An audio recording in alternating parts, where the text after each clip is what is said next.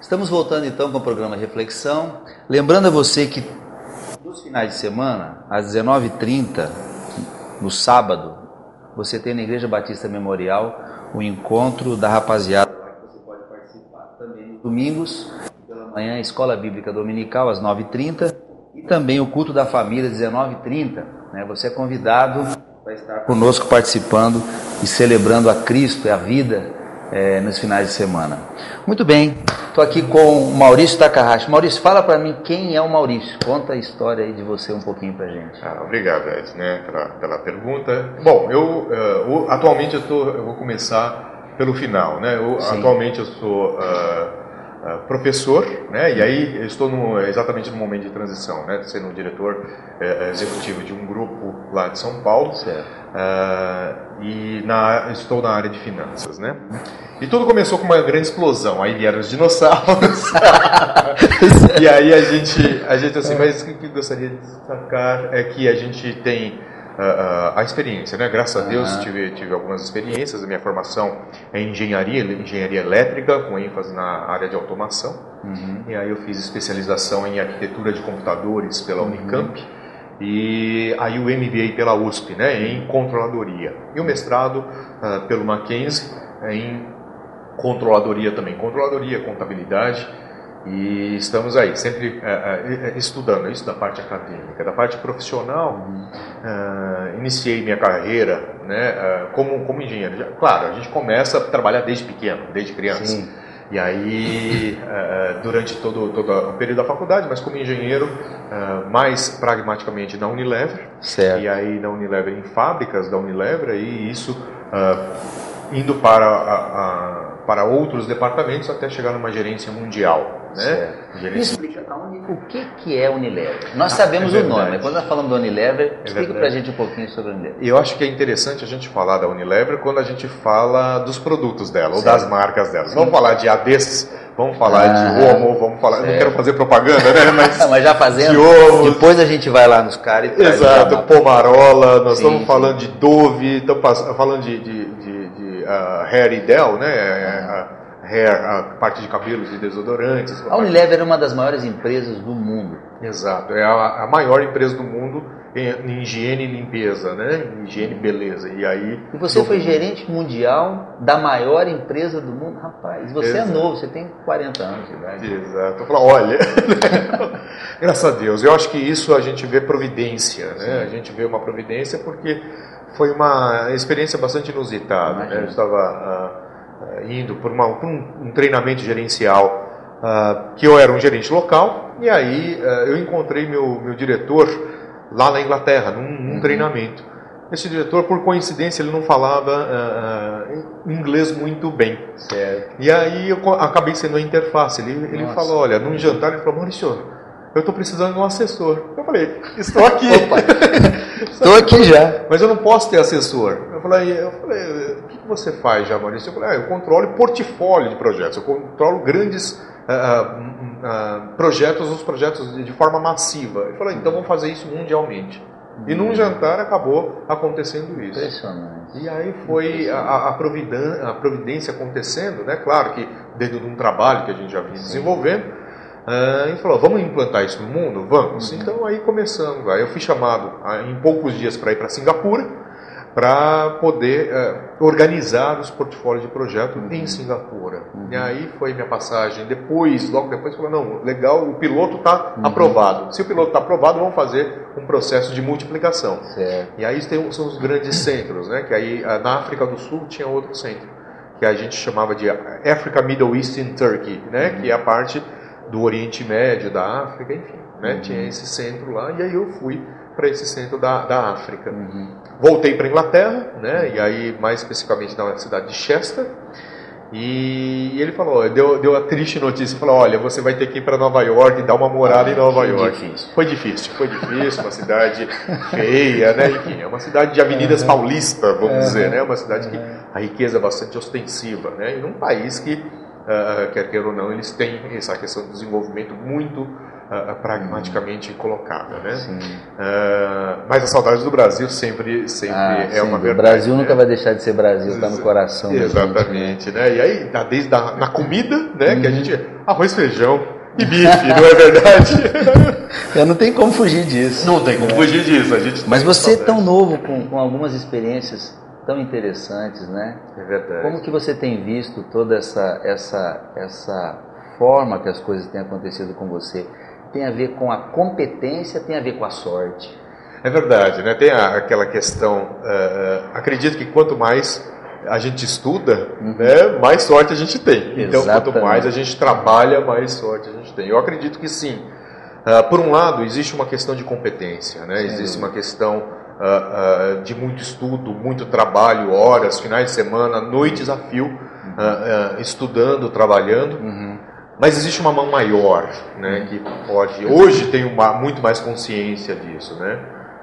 Mas eu sempre desconfiei, falei, poxa, os meus amigos que fizeram engenharia comigo, os meus amigos de MBA, os meus amigos de Unilever, os meus amigos na época que quando eu saí da Unilever, eu fui para o mercado financeiro, do mercado financeiro acabaram me chamando para ser diretor financeiro de uma incorporadora, né, imobiliária.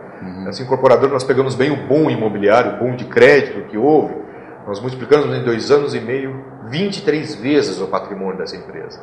Então é alguma coisa assim, que existe competência, mas existe alguma coisa a mais, né? Então, porque a gente olha para quanta gente competente, quanta gente, colegas que nós temos, companheiros e amigos, que às vezes não tem essa oportunidade. E por que aconteceu? Existe algo além disso. Algo acima disso. Eu queria que nós viéssemos um pouquinho para uma pergunta, uma questão. Por que o brasileiro, na sua concepção, tem tanta dificuldade em se organizar, em controlar suas finanças? Olha que pergunta capciosa, né? Muito boa essa pergunta. Eu gostaria de iniciar, é uma verdade, é uma constatação, ela é verdadeira, haja vista aí os nossos grandes índices macro, né, que nós estamos a quase pleno emprego, há uma expansão de crédito e existe um nível de inadimplência enorme. Sim. E aí o que está acontecendo? E aí nós vamos, assim, puxando o gancho de professor, né, a questão da educação. Nós temos a questão, e não qualquer educação, mas a educação financeira. Sim. Então eu acho que o grande ponto é quantos de nós tivemos na escola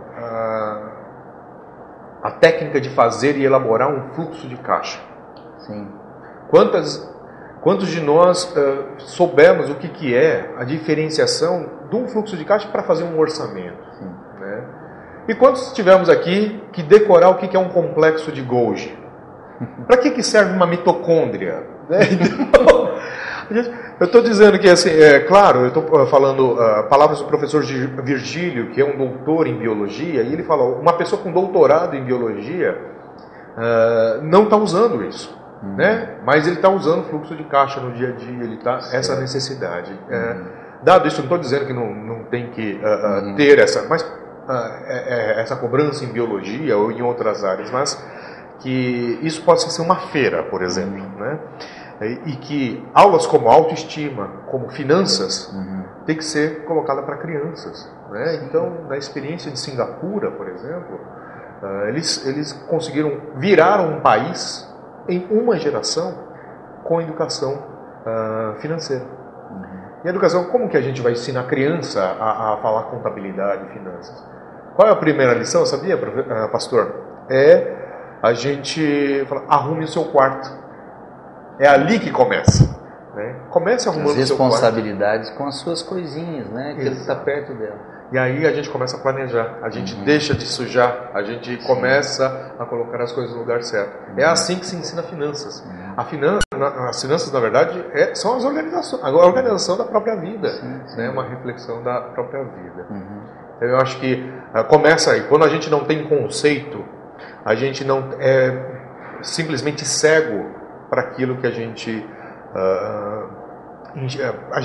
simplesmente cego para determinado assunto. E nós somos cegos para o assunto de finanças. Essa cegueira, na tua opinião, nos leva a um escravismo, se eu posso dizer, do consumismo? Exato, eu acho que é bem essa pergunta, essa colocação. Quando a gente percebe, e aí eu vou puxar o gancho de um palestrante que agora virou best-seller, tá? Mas na época eu tive a oportunidade de conversar lá nos Estados Unidos com o Robert Kiyosaki, Sim. Né? Que é um Pai Rico, Pai Pobre, pai rico, pai pobre, né? Autor desse livro. Ele é um contador, né? E aí do estado do Havaí. E do Havaí, o que acontece? O pai dele, ele é dois pais, né? Ele chama de dois pais, e aí dessa história. Mas o ponto essencial é que os valores eram diferentes. E que valores eram diferentes? Primeira coisa, enxergar e dividir, e os conceitos diferentes. Enxergar e dividir o quê? Ativos de passivos. E, parafraseando ele, o que são ativos? Né? Fora de alguma erudição, ativos é tudo aquilo que vai botar dinheiro no seu bolso. Certo. É a maquininha de produzir dinheiro no seu bolso. Né? E o que são passivos? Aquilo que tem potencial de tirar dinheiro do seu bolso. Então, pegando o gancho na sua colocação, na sua pergunta, nós somos especialistas, e quantos de nós fomos treinados a construir ativos, a enxergar ativos, a enxergar e comprar ativos? Me parece que nós não vemos isso. Nós não vemos isso. No dia a dia nós compramos passivos. Exatamente. Somos especialistas em comprar passivos. Aliás, a enxurrada, né, de informação que nós somos bombardeados no dia a dia, tem MBAs de marketing, pessoas de propaganda, publicidade, engenheiros, gênios, pensando dia, tarde e noite para você consumir, para você construir a sua coluna de passivos. E aí a gente pensando que é ativo, falando, não, eu vou comprar um carro, né? Vou comprar um carro porque carro é um ativo. Carro é um ativo? Vamos lá, vamos falar de janeiro? Janeiro tem PTU, tem seguro para a gente renovar, tem gasolina, tem uma certa... Não estou dizendo que as pessoas não devam ter um carro, mas de uma forma... Mas tem que fazer uma leitura e uma interpretação do que é o que não é. Fala, poxa, para cada passivo, então um carro sendo um passivo aqui, eu tenho que ter um ativo para cobri-lo. Exatamente. Então aí a gente começar a falar, olha, quando o único ativo é o seu salário, e não fazer o dinheiro trabalhar para você, não fazer com que a riqueza trabalhe para você, isso é um problema, nós temos um problema. Eu quero voltar a falar mais sobre ativo e passivo, que eu acho que os nossos telespectadores vão ser elucidados de muitas dúvidas. Mas nós vamos dar um breakzinho aqui e já nós voltamos, tá? Tchau.